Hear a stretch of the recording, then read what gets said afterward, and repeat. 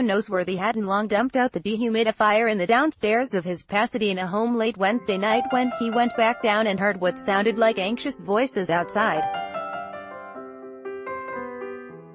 By then it was after midnight, and when he looked out the window he saw his next-door neighbors standing by their vehicle in their driveway.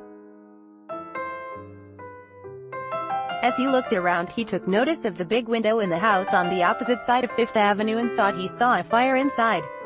Noseworthy ran back upstairs and out on his front bridge. The flames were coming from the house right next to him. The image he'd seen in the window across the street had been a reflection. Thankfully, he said, all three occupants of the home at the time had made it out safely.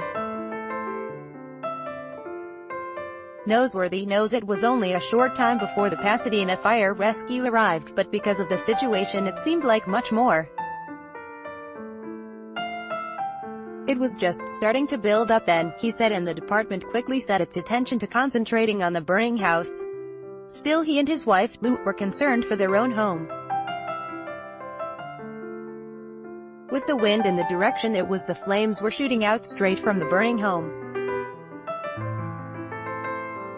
Had the wind been going in a different direction, Noseworthy said, it wouldn't have been good. It could have been a whole different scenario, he said. Assistant Fire Chief Dan Miles said the department arrived at the scene at about 12:35 a.m. Thursday, just hours before members had participated in a regular training night where they trained on situations involving downed power lines.